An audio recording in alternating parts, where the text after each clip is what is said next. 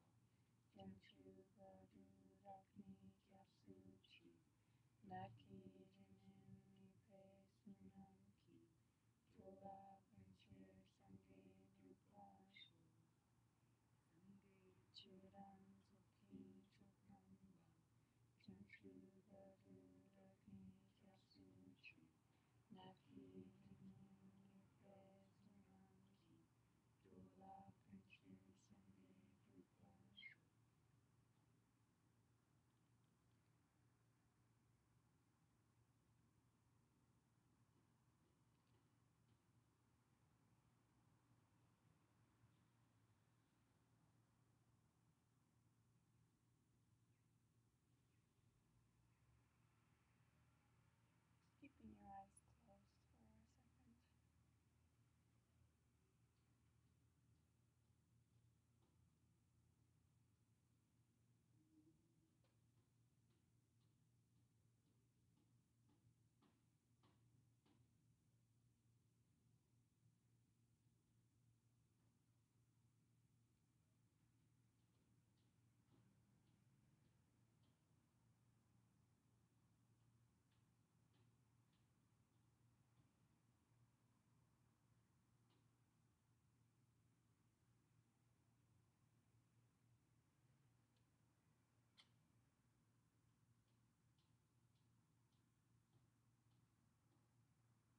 Making sure your spine is nice and tall as you sit. Just watching your breath. Placing your mind at the tip of the nostrils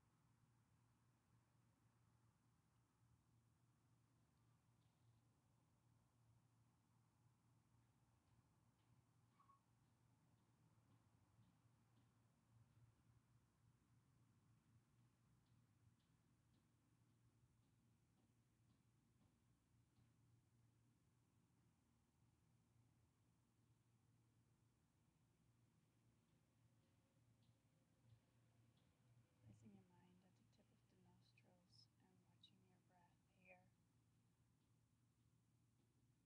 leave your body.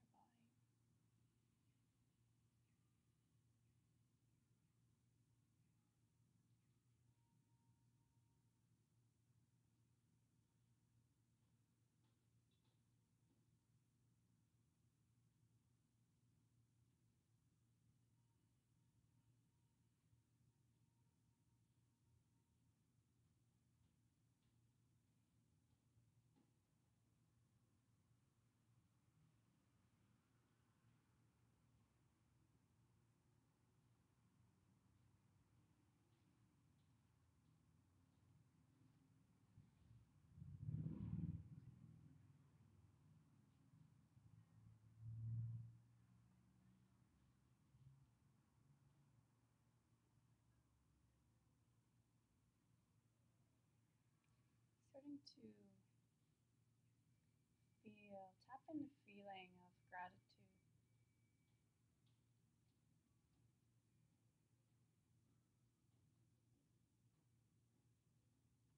Gratitude for everything you've gone through.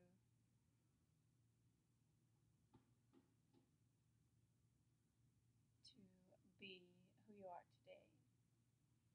All the people that have felt like hindered you. Yet we needed each and every one of those people on our path to get us to grow in the way that we have grown.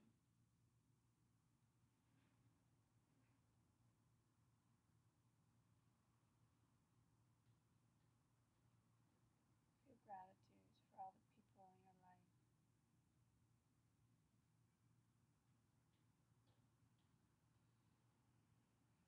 help you in so many ways.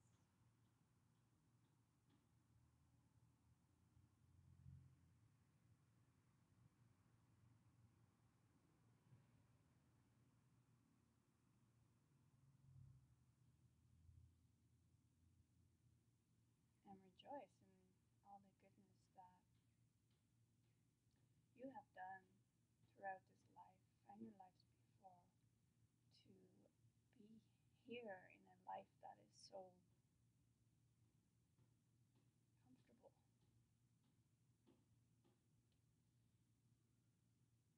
A life where you have everything in place to actually become enlightened.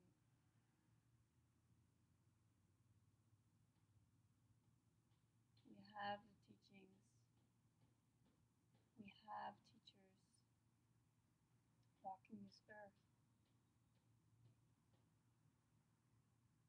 We have the intelligence to understand what's being said. We have freedom to practice whichever spiritual tradition we choose.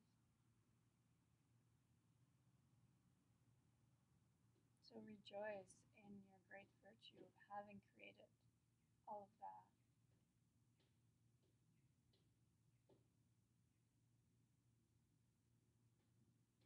Really, be happy.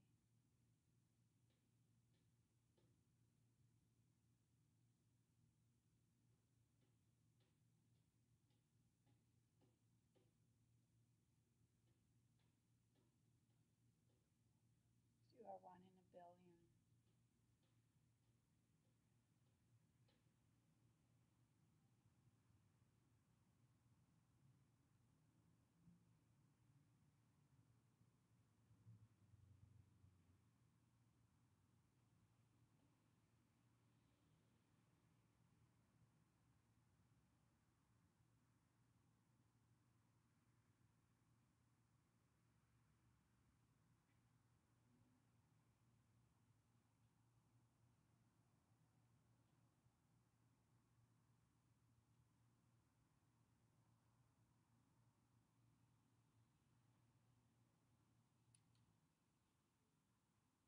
And then you can slowly open your eyes.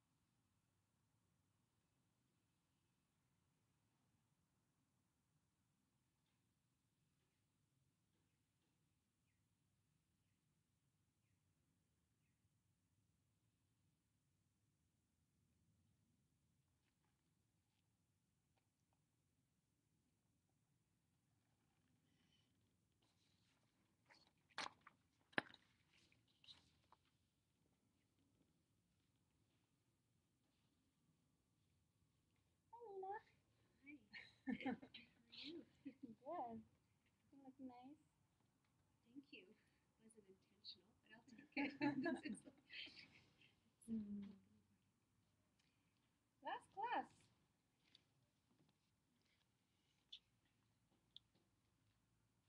Way to make it. Class 10. We're talking about how to make your karma more powerful today. How to do really good deeds. Is that someone coming? Yeah, it's Carol. Yay. Hi.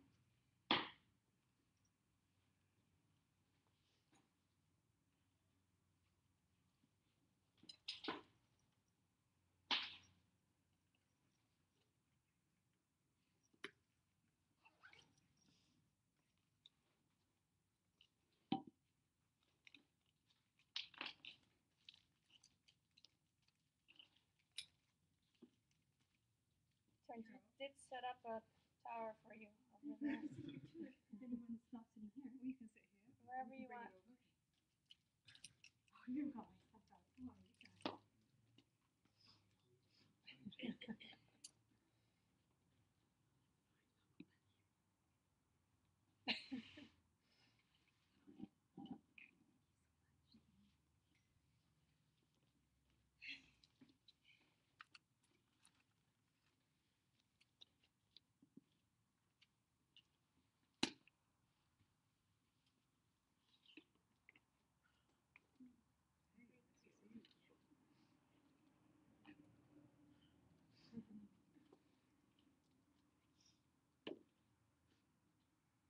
I'm glad you're here.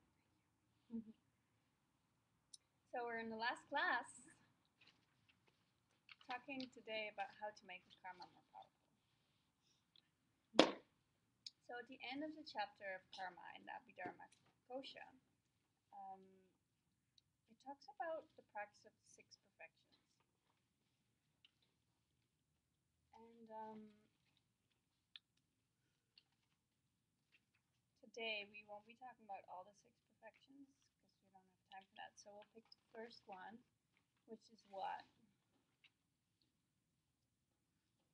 Giving. Yeah, so we'll use the example of giving, but you can apply all that's being said today to any of the other perfections, which are what? What are the other perfections? So we have giving, morality,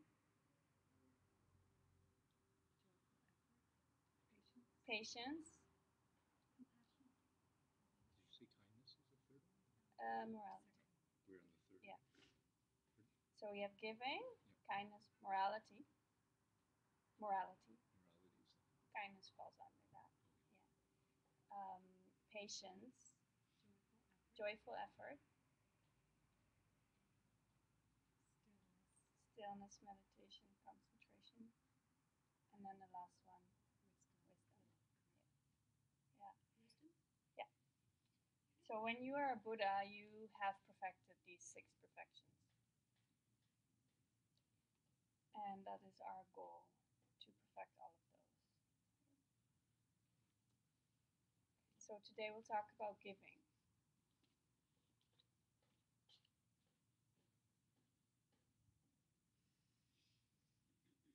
These are the ones in the series 1. Yeah. Yeah.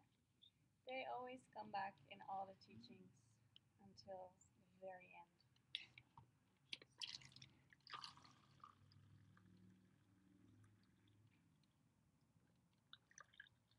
So say Daki Dunchir. Daki Dunchir.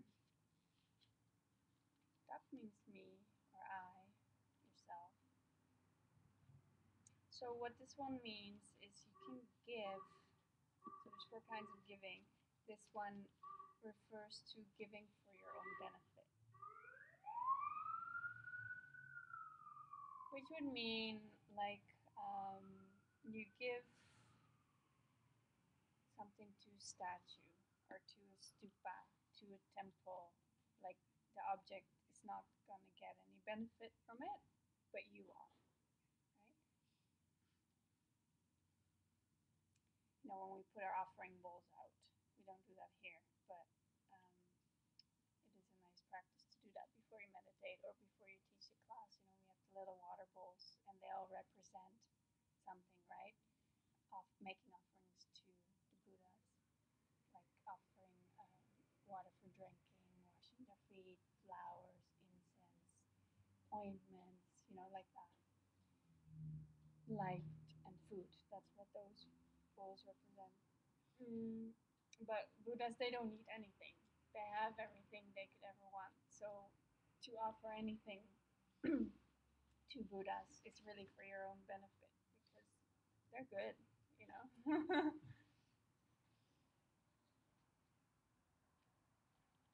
And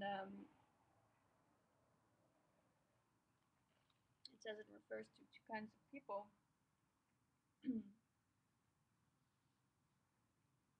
And the people that it refers to is people that are in the desire realm who hasn't had any deeper realizations, like seeing emptiness, selflessness in the school, right? And the other person that could do such a thing is somebody who is free. We've talked about this. Who goes in deep meditations all the time and is free of desire temporarily, right? Somebody who goes in deep meditations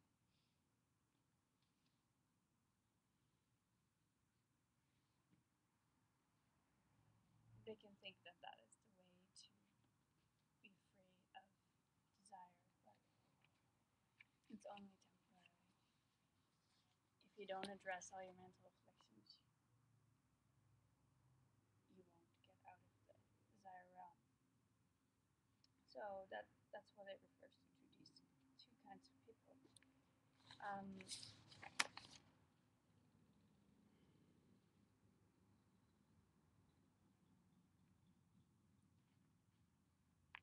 And the way to get rid of the desire realm, which is defined as the realm where we care about food and sex, according to the first Dalai Lama, the way to get out of the desire realm is to see emptiness directly.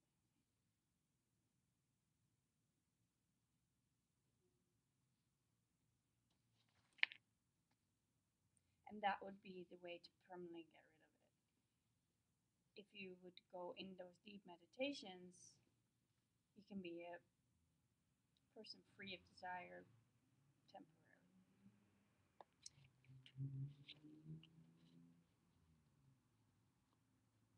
And the way I like to relate to it is when you go for a retreat or something and you come out and you feel amazing. You have this amazing glow.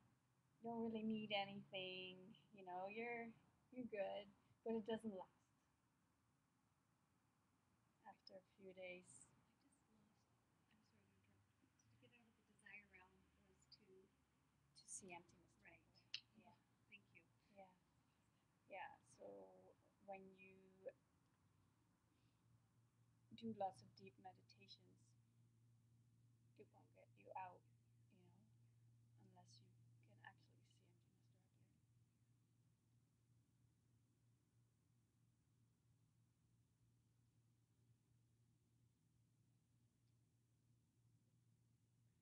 And it's not a goal. Like I know I've told someone before that I was going into a retreat, and their response was, that's great, like a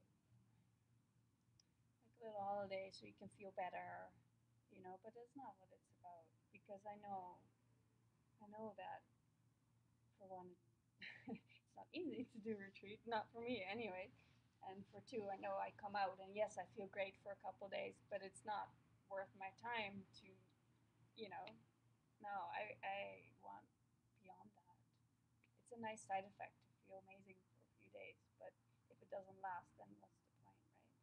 So the reasons for going in deep retreat is actually to cut through all of that and actually have deep realization, so you can change your mind forever and change your whole being, right? Not for just a temporary feel good situation, then I might as well go to Mexico, it will do the same thing.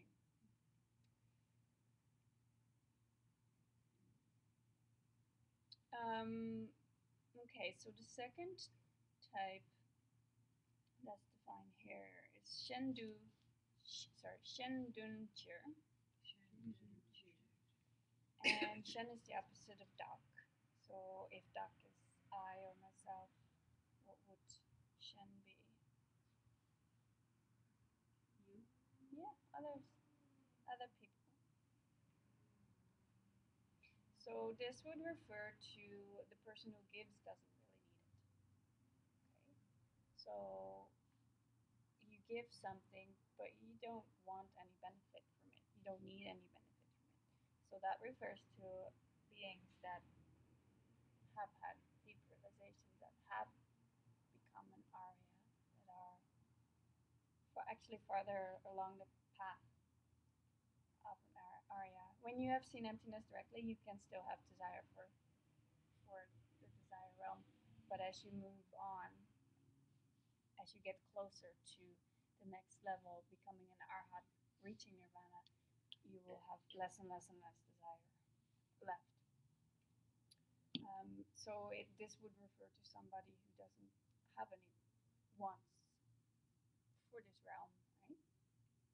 They don't have any needs, so they're not looking for some kind of a reward. They're not looking for a samsaric result.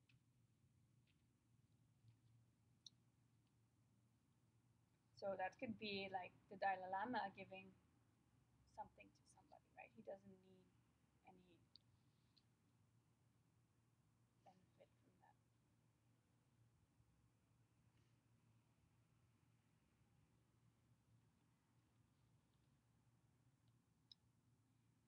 Then the third possibility is Nikkei Dunshir, which is for the benefit of both. That would be somebody in the desire realm giving something to someone else in the desire realm. So you both get something out of it.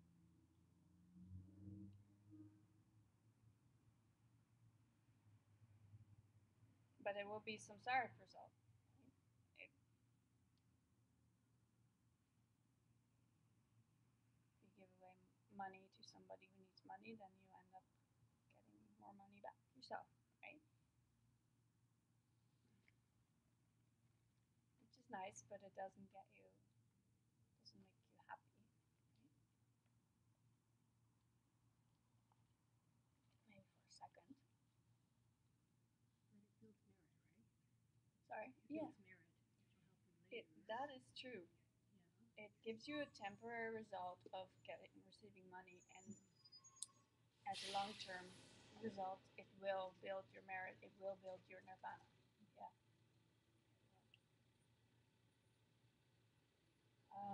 And then the last one is Nikkei Minchir. And that would be someone giving to someone else where there's no benefit for neither. So that would be like a Buddha giving something to Buddha. They both don't need anything anymore, but that's what they do, right? They'll talk. Someone giving to someone else, sorry. Yeah, maybe you can close the window. Someone giving to someone else. Yeah, and neither needs the benefit. So that would be realized being giving something to a realized being. Thank you. That would be like A realized being giving something to a realized being. Okay. Neither of them needs anything, right? They're both happy and bliss all the time. And they'll just tell each other, "You're so great." No, you're so great. Right? They don't. That's what.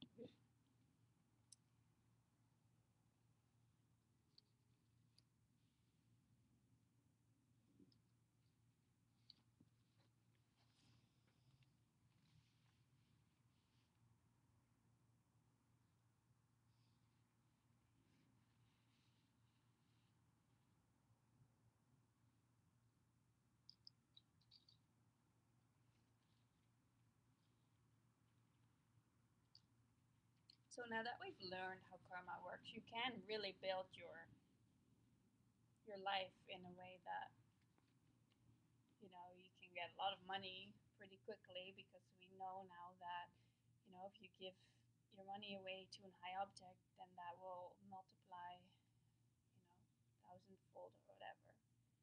You can start living your life like that, but you have to be careful, because then you can build your designer samsara, right? Is that going to make you happy? So you gotta really watch what your motivation is when you give, right? Why are you giving?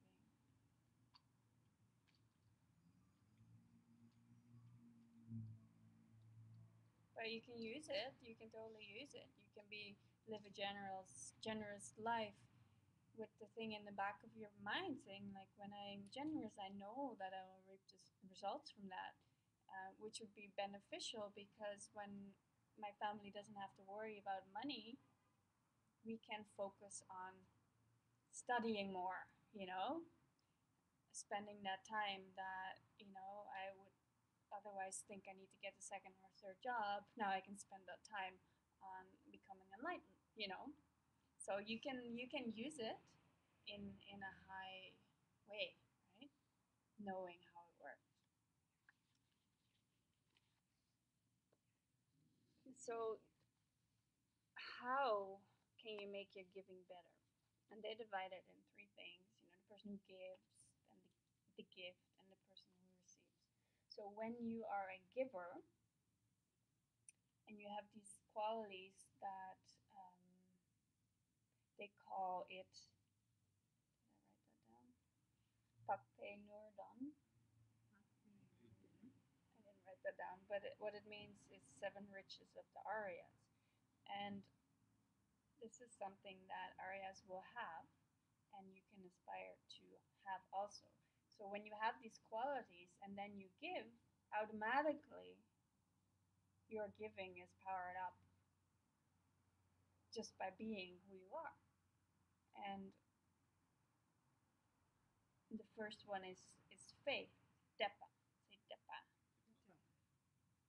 So when you are a person that has faith, that feels admiration for other people, say you see the Dalai Lama and you feel like, I wish I could be like you, and you do everything you can to become that.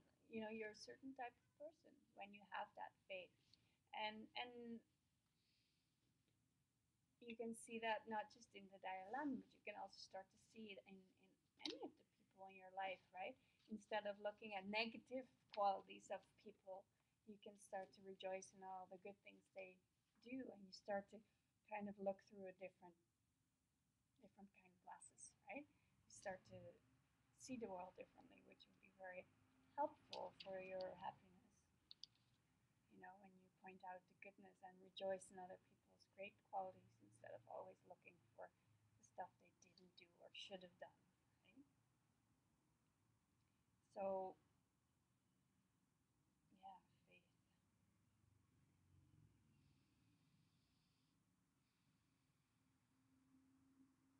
Recognizing the value in the greatness of other people and wanting to develop that in yourself. I like that a lot. So if you have those qualities, then your giving transforms. So recognizing the values in others and wishing you have them? Yeah.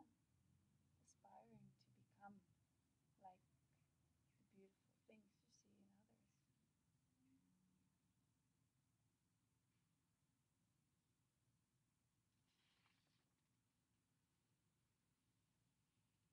And then the second one is Sultrim. Say Sultrim. Is morality. If you are a person who lives a moral life, you're avoiding those 10 misdeeds, right?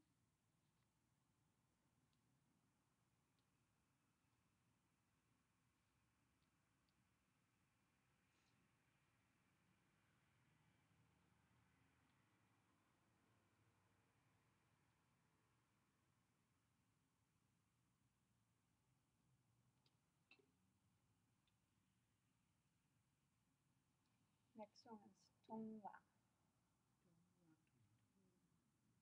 And that's the word in Tibet for generosity. So don't be stingy. If you are a person that doesn't give their extras, but gives essence, is different.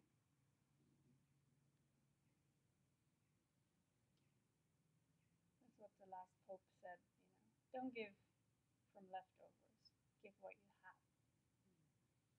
not what's extra. Be lavish. These items you're mentioning are So it refers to a person who gives. So if you have those qualities, Person of faith.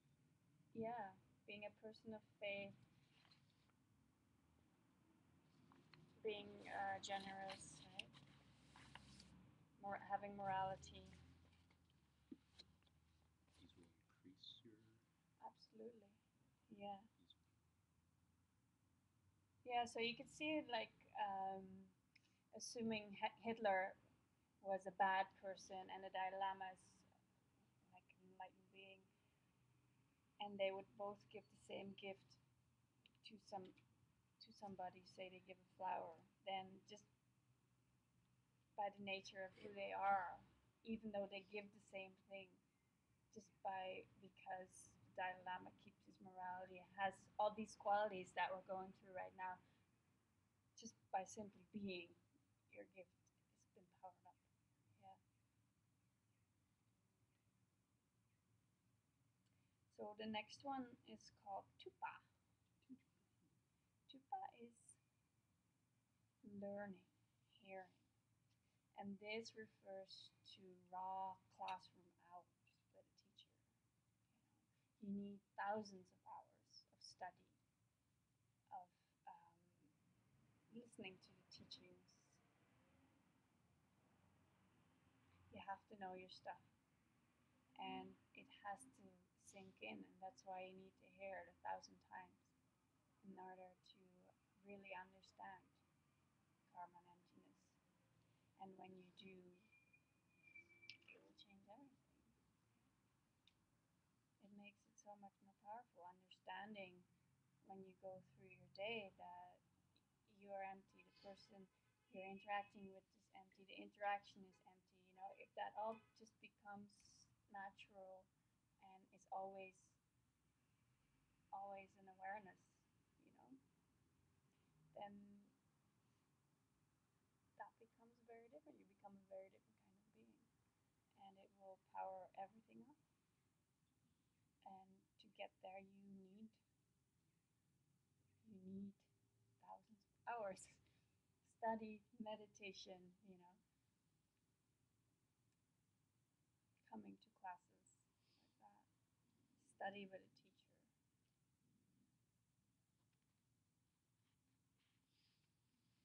And you have an understanding of emptiness, and you need to refine it. To give the example here of Jason Kappa, who we consider in his lineage, he was the founder of the lineage. It was amazing. He wrote so many of the scriptures that we study. And in a biography about him, he was sitting on the table with his teacher, who was named Marpa. And Marpa could see Manjushri, which is the upcoming Buddha, or some say it's already a Buddha. And Jason Kappa couldn't see him. So he asked his teacher Marpa, "Can you please ask Manjushri how my understanding of emptiness is? Is it good?" And Manjushri said, "It's not good." And then he asked, "So which school am I like? Am I Svatantika? Am I more like Majjhimika?" Neither. So, and this is somebody that we consider as who knows, right? But I think the point of the story is that you need to refine your understanding of emptiness, no matter where you are at. And the way you do that is through study, through meditation, through hours of learning from a teacher.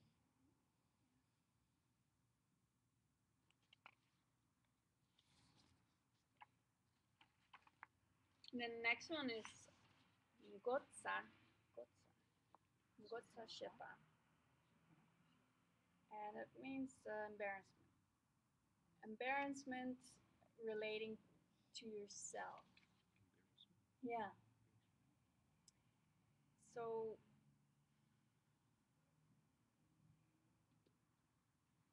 like you would refrain from doing deeds that nobody would ever know you would do them. Like, say for instance, a monk watching porn by himself. Nobody would ever know he would spend his time doing that. Nobody would ever find out. But you don't do it out of embarrassment for yourself that you don't want to do it. Okay? Even though nobody would know. So then the next one is trail jump. Say trail jump, which means consideration. So in this case, you don't do things relating to others because you don't want others to have a bad impression of you. Okay, so first one is embarrassment relating to yourself, and then the next one is consideration relating to other people.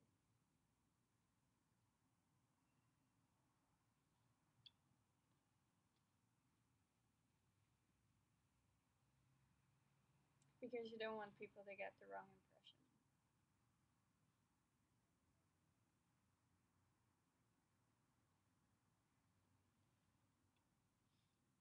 So are we still talking about ways to Yeah. increase the power of giving? Yeah. So if you're a person who has these qualities, yeah. If you are a person who would go about their day, but is always considering others and making sure nobody gets the wrong impression about, about who you are. And especially if you're a monk, you're representing Buddhism. You don't want people to lose faith because of your actions, right? You're not going to go into a bar and start drinking booze because that's against the rules in your vows, right? So you don't do things that make other people go like, what's going on? Yeah, you can't. And and so yeah, these are qualities of the person. And then the last one is Shirab. So that's wisdom. Understanding selflessness. When you have an understanding of it, that you are refining, yeah, when you give, things are powered up.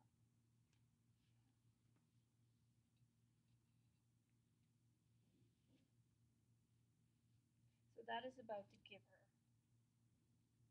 Then it's being mentioned how you do the deed. How you do the deed.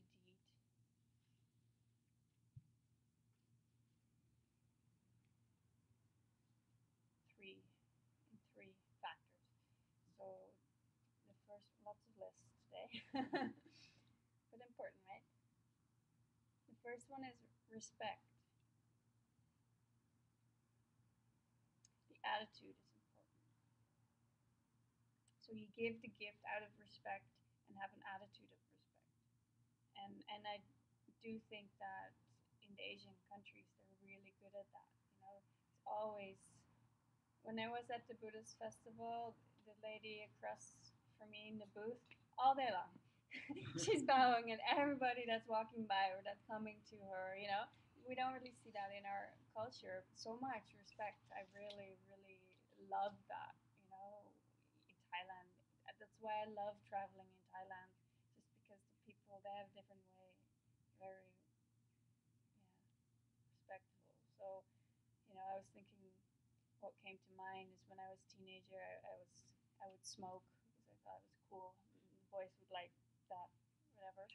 And when we would smoke, my friends and I, we would ask each other for cigarettes, and then we would just throw them at each other, right? That's what we did. And then when I was traveling in Mexico when I was 19, and there was this group of Mexican boys that I wanted to impress, and they asked me for a cigarette. So what I did, I was throwing it at them. No, that's a big no. And one of the boys started yelling at me like, "I'm not a dog. Don't throw that at me." And it made such an impact on me because I wanted to be liked, and he yelled at me, and it like, I don't know, it really affected me, and it was great that he did that, because from that moment on I started to pay really good attention, and they kept asking me for cigarettes. I would, I would give it to them very gracefully. Yeah. But there was a start of something, right? So yeah, it's nice when you give something. When you give to your teacher, for instance, you should never give with one hand. Don't hand something, like give it with two hands. But it is cultural, and I do think it's important just how what your intention is, what's on your mind that you give. But I feel like it's nice when you give something to always give it with two hands. It's like more like you mean it, you know. Um,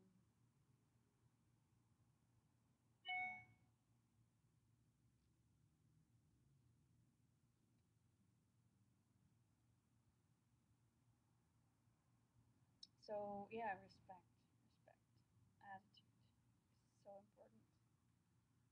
That's the first one. There is such a difference, right? Throwing something at somebody, or giving it.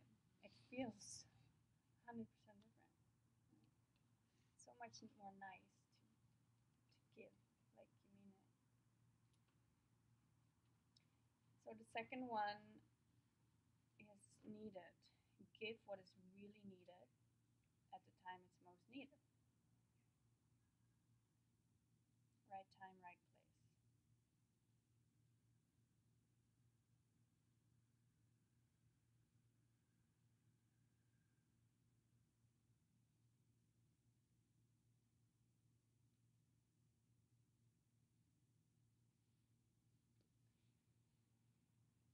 When I was working on my computer recently at Starbucks, this lady started talking to me about the bag, and the bag that I have was given to me by Tanjeet.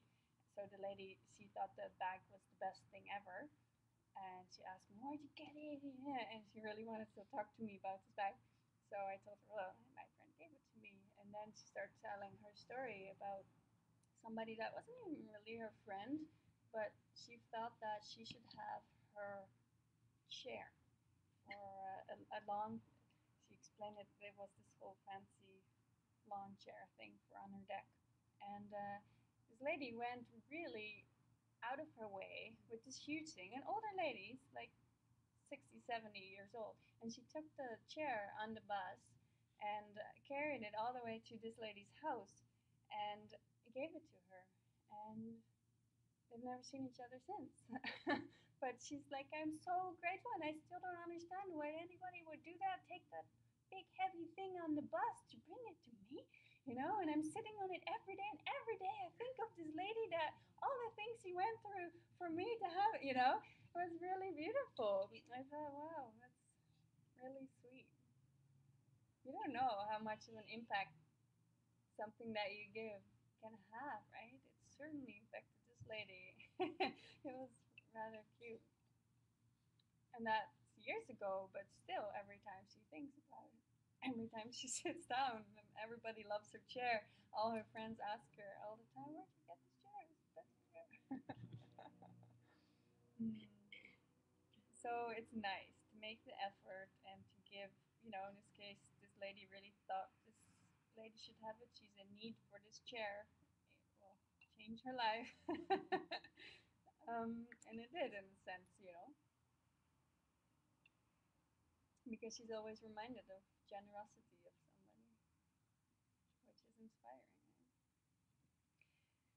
So the last one in this section is no harm. Don't give anything that can cause harm or be used for harm. Give anything that can harm someone. Yeah, so the example they give is giving a goat to the butcher.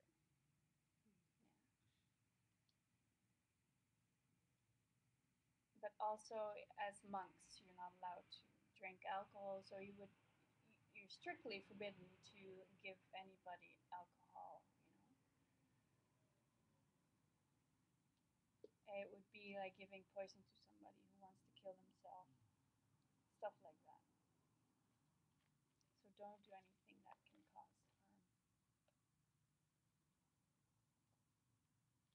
Which, we can relate to as maybe people that you think are drug addicts or alcoholics who ask you for money and you know that they will harm themselves more, or you never really know who they are, right? But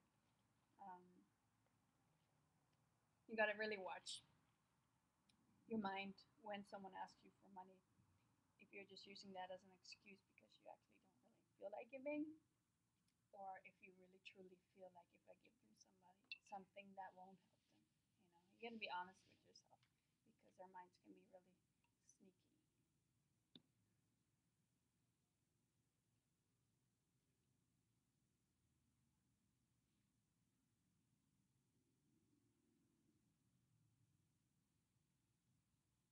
And then there's the qualities of the object of giving. So the person you give it to.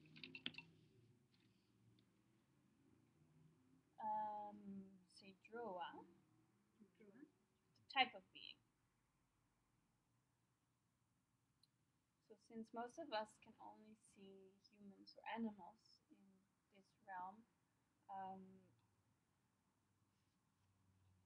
the highest thing of those two would be to give to a human versus an animal.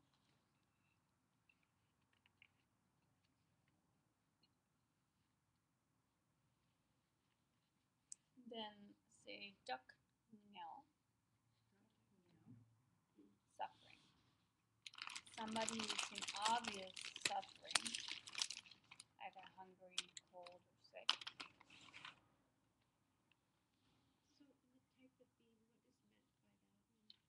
So that would mean human, animal, hell realm right. being, hungry ghost.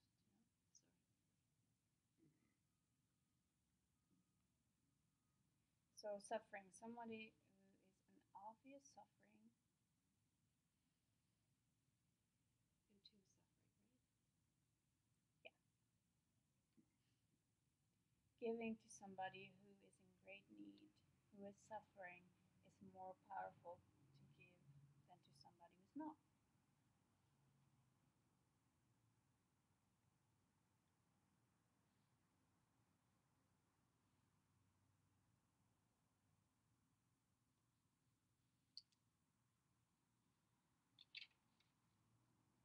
Then the next one, penpa. Penpa is assistance. Somebody who's given you assistance.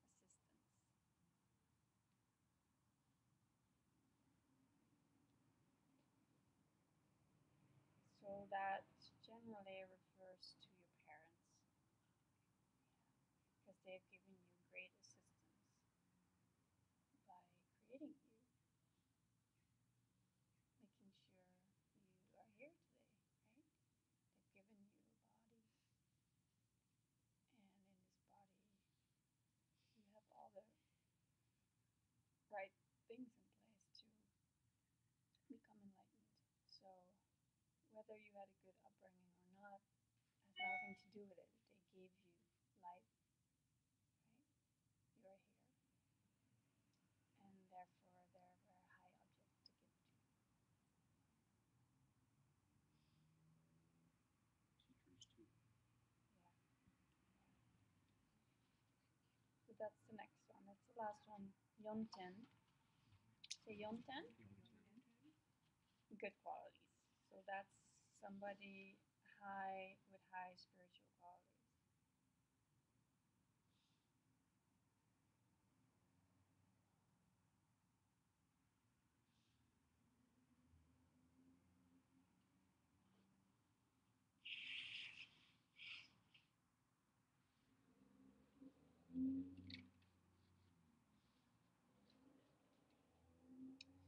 And so giving to beings that are up and there is very, very powerful. And they don't need it, right? They don't need it. There was the story of this High Lama who lived in a cave, and all these people would bring him all these beautiful gifts. He didn't need any of it. And then when he died, they looked over the cliff that was right beside his cave, and all the things that people had offered him, all the golden coins, and I don't know what they all gave him, but all the offerings, he didn't need them. He just threw them over the cliff, right? So you, they don't need it. They don't need nothing from you, but it's helpful for you to give to a higher object.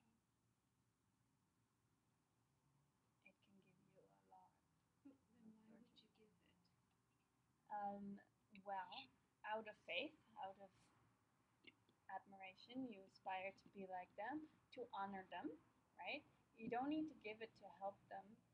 They don't need it, but to honor them. And when you do that, But, you will receive such great virtue. but when you get more back if you honored them by showing them virtue that you can become more like them rather than showing them in material form? I'm confused. You can give them, you don't necessarily need to give them anything material. You can give them your practice. You can offer that. You can offer beautiful views. You can offer, it doesn't have to be material, um, but it can The be reason both. the reason I'm saying that is my mind is going, well, then that makes me more material by having to offer material to someone who doesn't believe in material or doesn't need material, doesn't value material.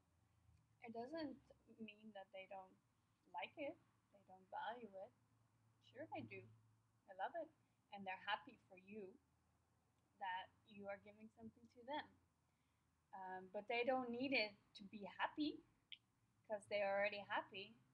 They're already in bliss all the time. They don't need it in that sense. They don't need it to feel good.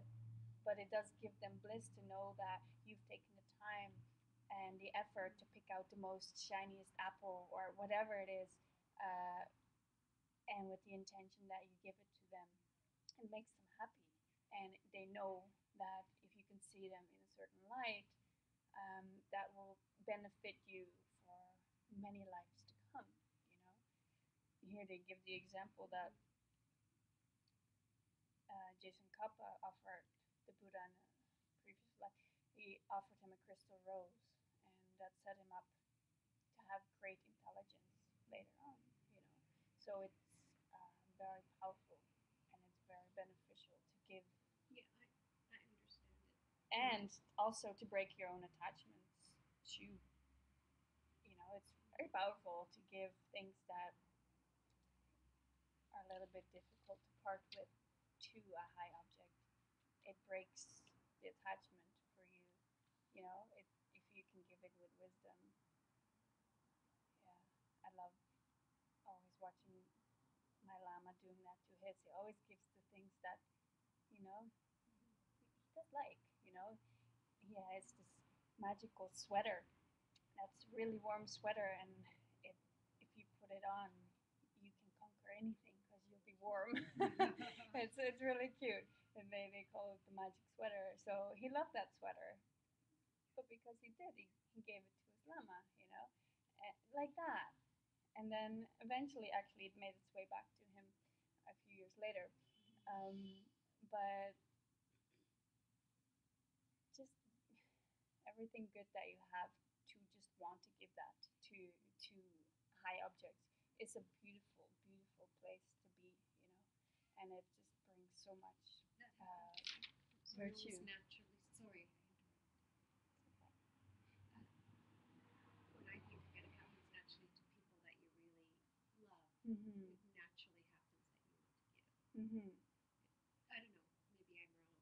Yeah. But like if we think of, for instance, your kids, right, or your parents, or your family, I don't know, it's natural. But outside that, sometimes it can be complicated. Yeah, and then it's also very good to do, especially when you feel the resistance to then give it.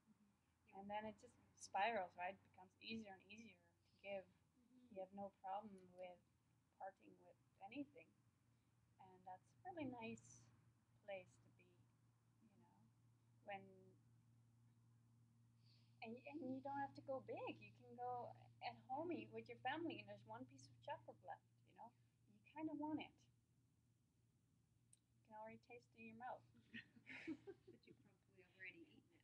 And then it's like that one piece. I really want it.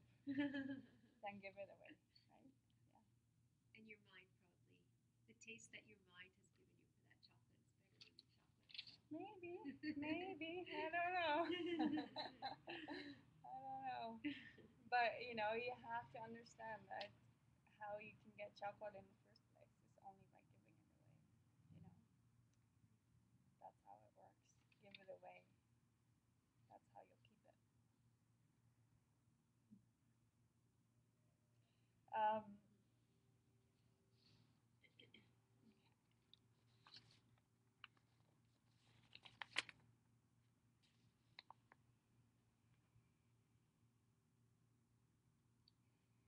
so the next list we have is committing and collecting karma.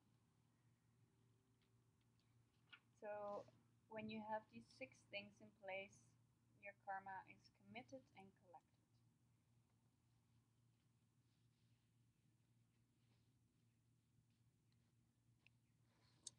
And the first step of that is intentional. You mean to do it. What is committing karma?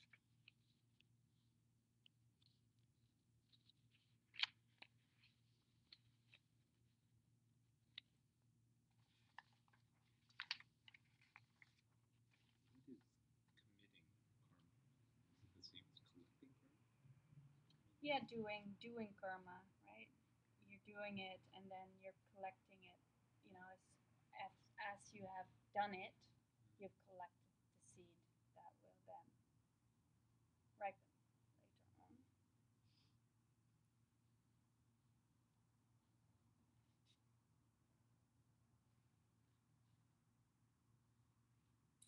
So you mean to do it. You want to do it.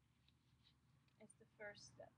And then the second one, and we've spoken about this, a complete path of karma.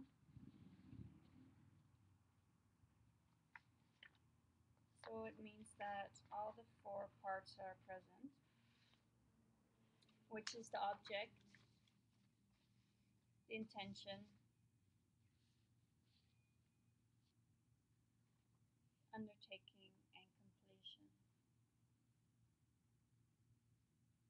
So say we've spoken about this in a couple classes ago, I think. So you want say you want to kill somebody.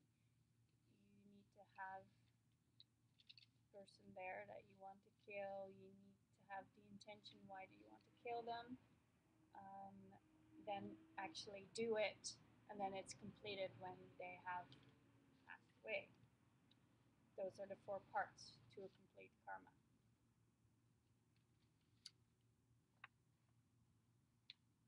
So when you have one of those missing, the karma will be less strong.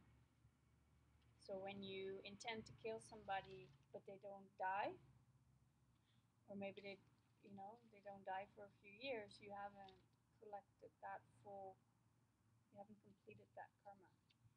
And so the results will be lesser than if it was completed. And then the moment they die, then it's completed.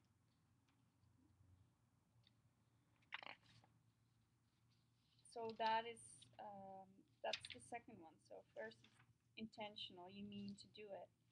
Then the second step is the complete path of karma. All the 4 parts are present.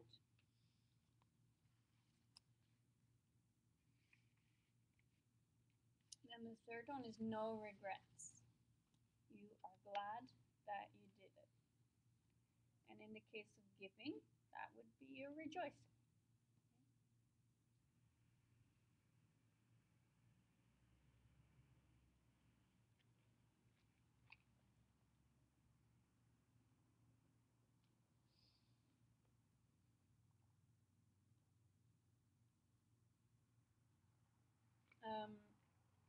Then number 4 is no antidote.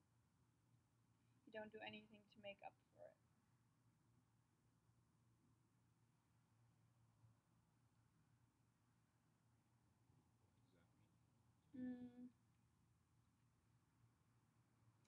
So if you do a deed, it really means like, are you thinking of the karma and emptiness of it?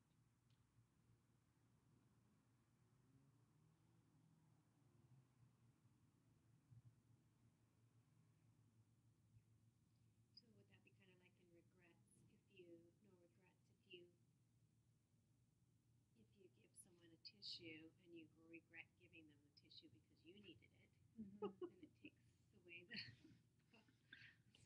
it would take away the antidote because you're not doing it with. I think that's true. Yeah. Yeah. Yeah. Didn't really go deep into this list, so I'm not fully certain. But the next one is the satisfaction that you are. It's the wrap up of the thing. You're glad you did it, and then the last one is the definite karmic result. You've collected it.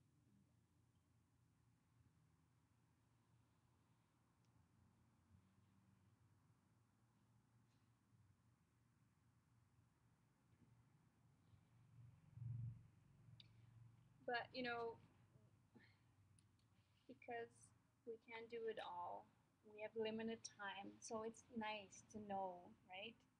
These things that we're talking about. That where does it become more powerful? What should you strive to be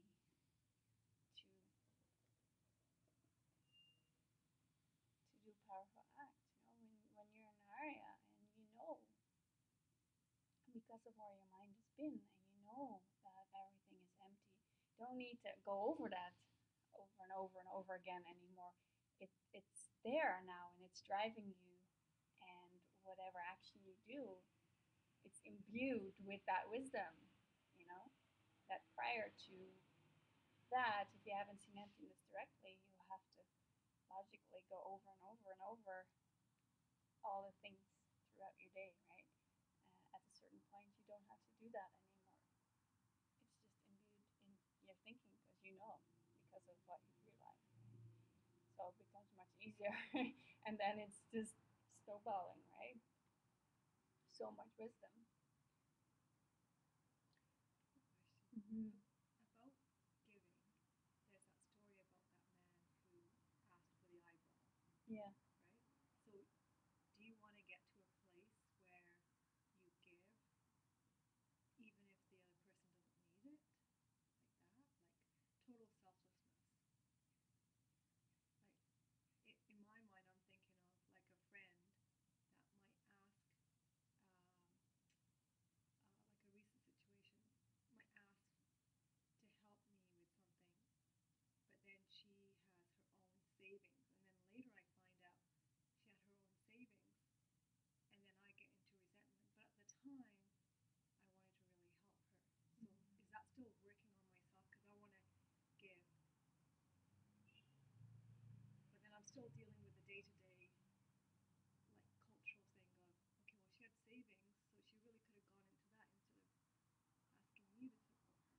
Sorry, Right. this is quite personal, but Yeah. No, that's okay. so do I want to give and say, okay, I give, it's about my selflessness, It my would be attachment not nice. to, Yeah, it yeah, would be nice to have no problem with that whatsoever, right? yeah, And I think in a situation like that, that's why it happened for you. So she could just that, um, point out what comes up for you, right? yeah. Um, but Like in future, do I say, well, you have savings? How about use you that? can definitely say that. Or do in the future, do I still give if she asks again? Because I feel like she's protecting her savings. Well, probably what would happen is when you'll only get asked when you need to work on something, like Okay. when you have perfected your giving. I mean, I can't say that for sure, but she might not ask anymore, right? It's only coming up when there's something you need to work on and she's pointing it out. And it doesn't mean that you should open up your bank account if you know she has the money. Absolutely not. Yeah. But it is good to just watch your mind, watch what comes up, watch like attachment to money. Like, do I think where is it coming from? Where is she coming from? Like, so you can use a situation to pull it apart, and then you can absolutely say no, but coming from a place of love, giving her the gift of saying no instead of saying no to protect, me, whatever that is, right? It's different. But in the moment, there's no resentment because the resentment came up earlier. But then later, when I find out more information, then the resentment sets in. Yeah, I'm sorry, it's very personal. So I'm sorry. It's a good example. yeah, yeah. Just watch all the stuff that comes. Just watch it and not It's say it's anything. all a karma, right? Yeah. Yeah. Could it be her karma? Well, it's her Obviously, karma. my It's, karma is it's happening to me. Tanjeet's karma. Yeah. But I don't. Maybe I'm not making clarity of what I'm trying to. My mind just the thought that I'm having in my mind. It could be a lesson to help this woman Yeah, but renunciate. I think it's best to always see people as they are trying to help you. She's coming in Tanjeet's life to give Tanjeet a lesson, and it's Tanjeet's karma, the way Tanjeet perceives her, because we don't know what she's thinking. Tanjeet can only know what Tanjeet is thinking. Tanjeet doesn't know what her friend is thinking, right? So you have to work through the stuff that you are thinking. You can, and then come to a place where you can give what you feel is coming from a beautiful place to what you perceive would be the most helpful for this person, which can absolutely be like, sorry, I can't give you the money, or maybe it would be, yes, I can, depending. That's really would be up to Turnjeet to decide, you know. But don't think that you know what the other person is thinking, why they're asking. It's best. It's the highest way to think that they're there to get Turnjeet enlightened. That's her job. Turnjeet has created this person that's just pointing out a few little things what Turnjeet can work through, right, to get her closer. Yeah.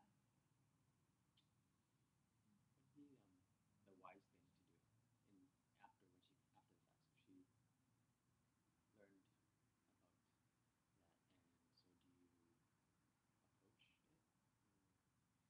or It really depends. It really depends. You can or you cannot. There's not really a right or a wrong. It really depends on your motivation, on why you would approach or why you wouldn't approach. You can have had a valuable lesson through the whole thing without saying anything, or you can express and say,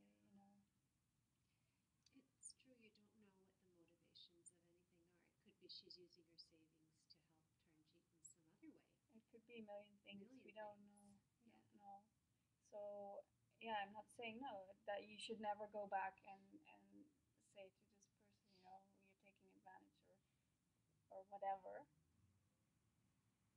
But you just have to watch your mind before doing any kind of action. yeah, because something similar happened to me, but more directly because somebody stole something from me, Okay. and then I realized it, but then I decided I wasn't going to act out and like lash out at them, and then I found myself kind of working backwards a little bit and saying, well, I need to tell them because I need to show them what's right, what's wrong. Right. So like I'm Right. taking both sides.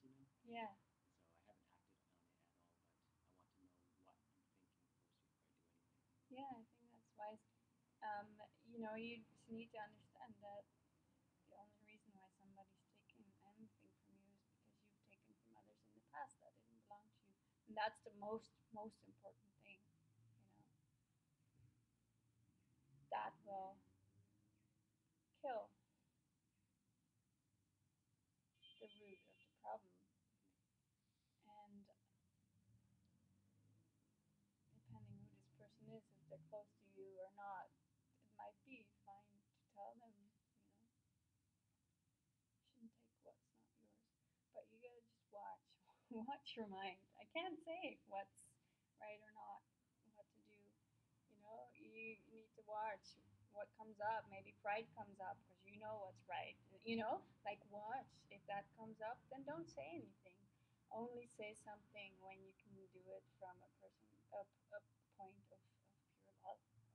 And if you can't do that, I wouldn't go there.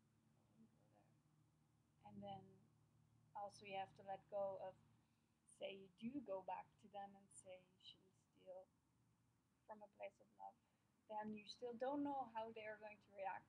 You know, they might either say, "Oh, you're right. I'm sorry. I'll give it back to you," or they'll start yelling at you and calling you an idiot. You don't know.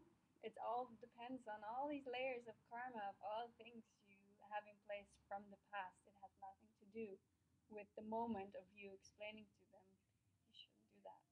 Their reaction is separate. It's a whole different karma that's ripening. So you have to keep that all in mind and let go of any immediate results because they're not related.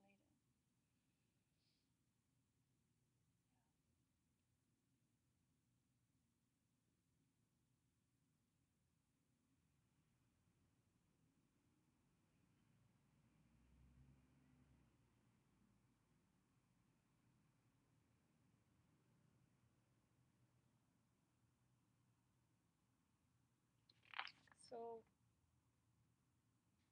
the last thing, the very last thing that we'll go over. I was just thinking of another thing too. Whoever what comes to me is that a thought could be of great compassion to that person, but if that person has done it wrong because they created such bad karma for themselves,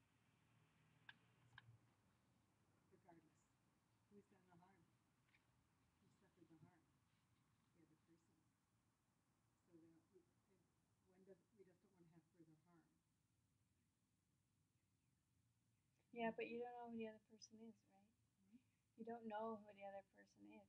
The other person might be a Buddha ripening some stuff for you that you needed to get ripened. Like you don't know if they are somebody who needs to learn what's right or not. You don't And know. for that reason, I wouldn't want to act. I guess I want to follow up with that is that I'd be hesitant to act out of a sense of anger or justice or whatever, because I don't know. I don't know who that person Right. is, and and it's possible that if they aren't a Buddha, well, that's very sad because they've just created something which is very going to cause further pain for them. So my compassion would be with them as opposed to my for me be for you. Just a thought about that. Um, Yeah, I like that.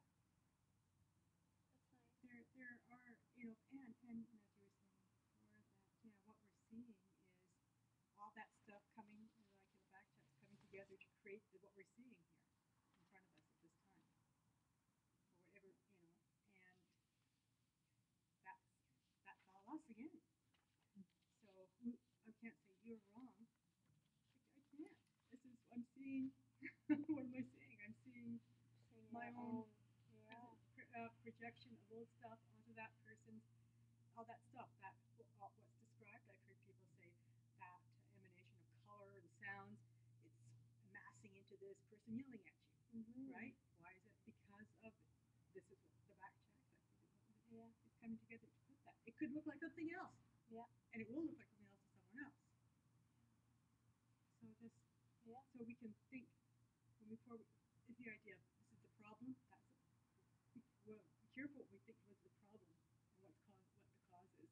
It's more it's more nuanced. It's in how we want to think about it and address it. And the idea of right and wrong, woo, justice. When I think that's because I know I've had to wrestle with that myself. So I think that's a sticky point that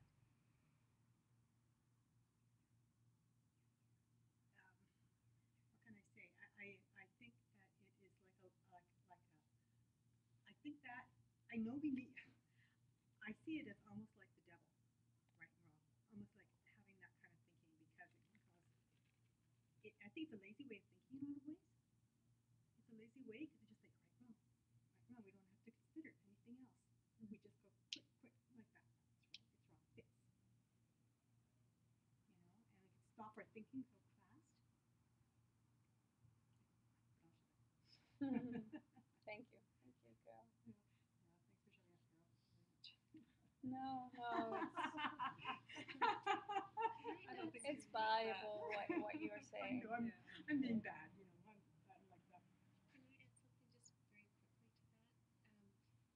I've been through a situation not like this, but similar as is the lying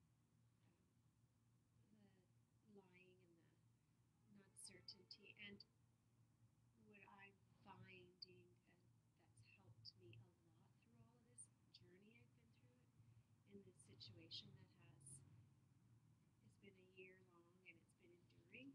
Um, but even though it's turned out to be something more, I don't even know. I don't even call it enlightening. I don't call it positive. I don't even know what it is. It just is. Um, I find for me what works best is just to look at it like that. It just is. Mm-hmm. It's not something good and it's not something bad. I don't feel like I've gained anything from it. I don't think I lost anything from it. I don't wish this person ill will, and I don't wish him power and success. I just look at it just like um, an experience that happened for my learning and put wisdom to that. Um, I feel when I'm in that space that actually strengthens me and it actually releases me. Like I don't feel any attachment to anything. Yeah, that's nice. That's nice. Yeah, it's good. It's a good place to be, to not be pulled by how it should be or how you want it to be or how you don't want it to be, but just be with the situation, be centered, right?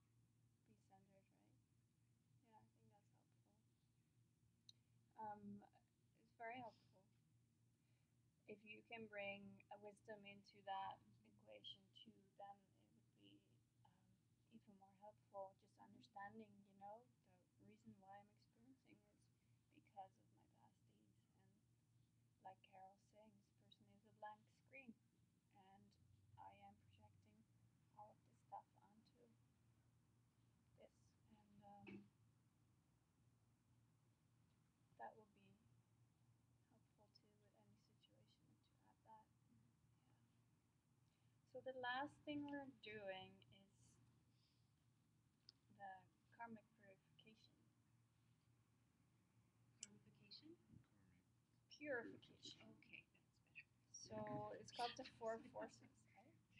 And I wonder if we've gone over those before. I'm sure we have. It's like how to purify a bad deed. And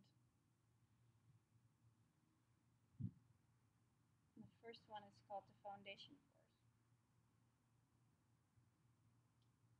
And what that means is you are taking refuge in understanding karma and emptiness.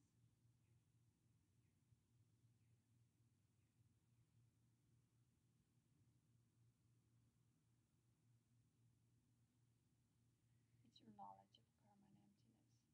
It's understanding what's happening.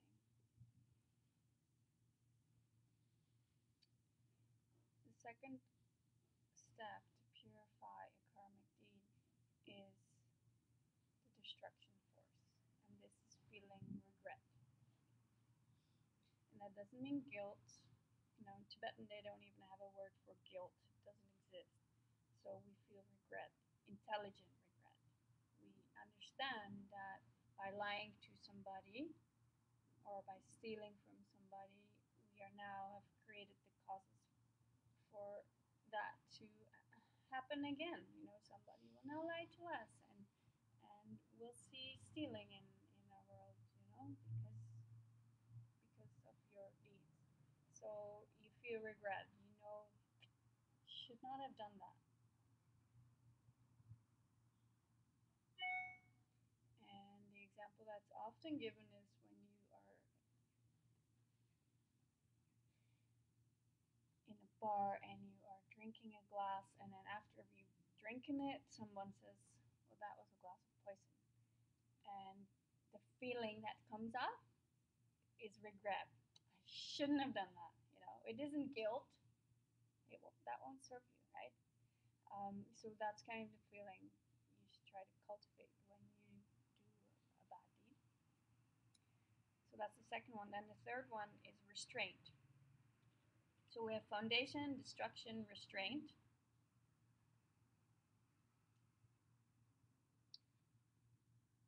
And here, say you're lying, we'll stick with lying. So you understand the karma and emptiness. You understand that lying isn't going to bring you any happiness. So you feel regret that you have done that lie. And now you're going to restrain yourself from lying again. And this should be something that you can actually do. So you're not going to say to yourself, I'll never lie again in this whole life, you know, because that most likely you won't be able to honor that. So you do something, I'm not going to lie for the next 30 minutes, you know, if that's all you can handle. And if you can do more, you say, okay, for the next 24 hours, you know, something that you will be able to do, okay? And that's the restraint. And then the last one is the antidote. The antidote is you do something to make up for it.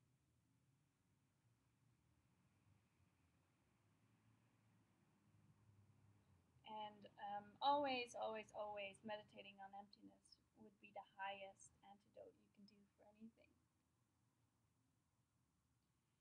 They also give other examples like reciting holy names or mantras, reading or studying scriptures, making offerings to holy beings. So you would do it with the back in your mind, the awareness that you're doing this to purify that deed, right? That you're doing it as an antidote to kill that seed.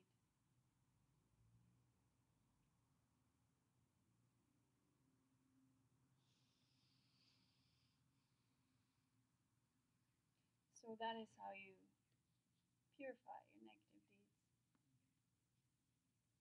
by taking refuge in karma and emptiness, by taking refuge in your knowledge, and by feeling that regret, by restraining yourself for a certain time period, and then by doing an antidote, something to make up for it.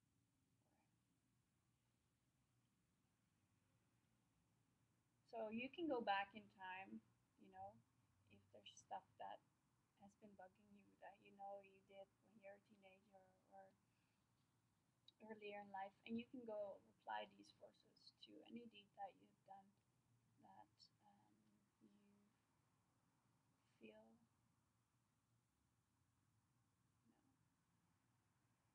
you feel bad about for doing something. And but it can also be small things that happen on your day to day. They don't need to be big things, but they can be, right?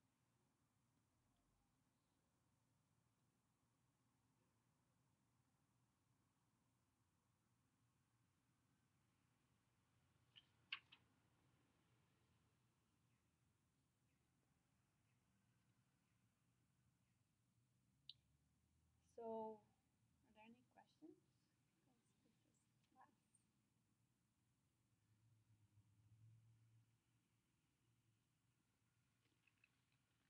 close am I to emptiness? I'm sorry. I can't read your mind. You are I don't know, empty. Carol. You already there. Okay. Just haven't Thank realized. you. Thank you. Yeah, okay. I think I don't have a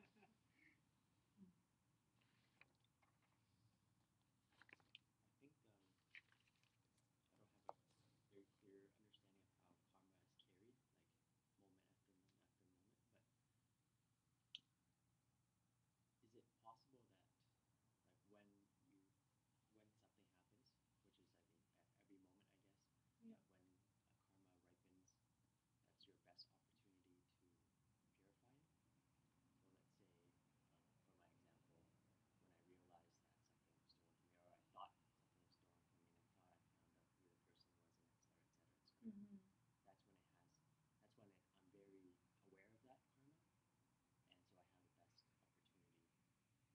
It would be amazing to use that opportunity right away. Yeah, yeah. Because then you snip it in the butt, right? Then you stop it right there. Right. So when you said when you think back about like past like things you did Yeah. as a teenager and stuff, and I was thinking, well, would it be more optimal or better, more efficient to just be very, very aware of your present moment? Like, if you were super, like I was thinking, like if the past day, past 24 hours, I was very aware of everything that happened in the past 24 hours, I'd be much more efficient at clearing a lot of the karma.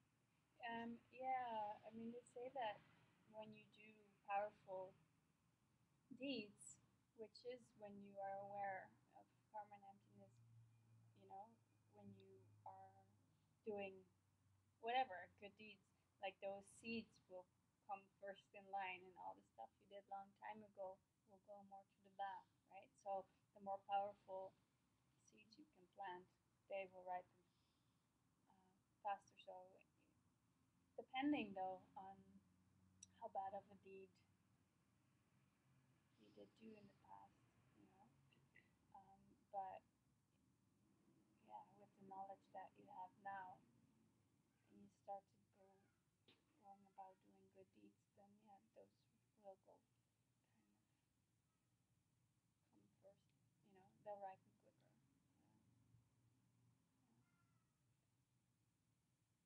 When I was at art class, at an art class, and I was working on this piece, and yesterday I went to finish it. It was my last class, and it wasn't there.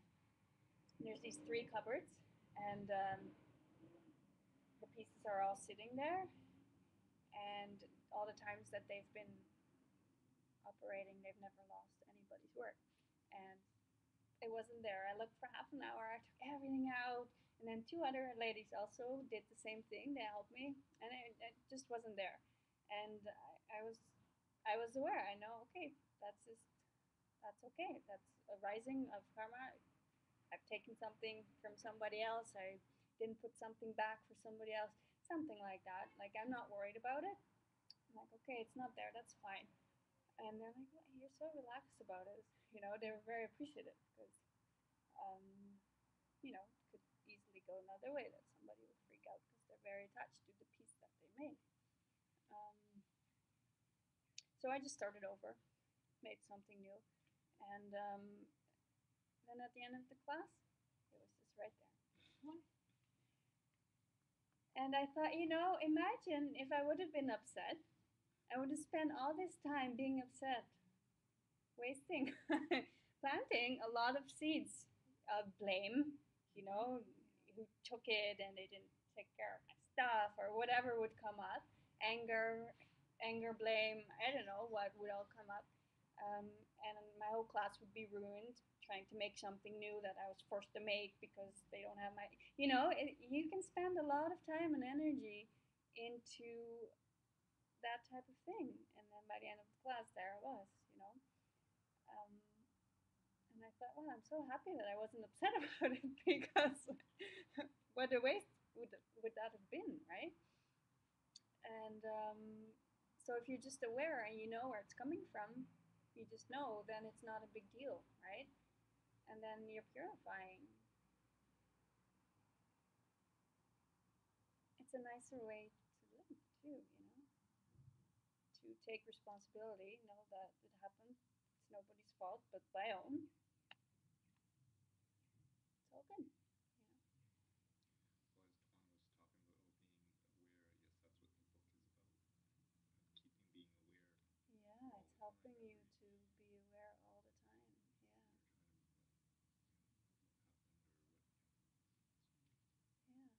trying to, what happened or what. Yeah. Yeah. All right. We'll close. Thank you for teaching. You're welcome. When's the next class?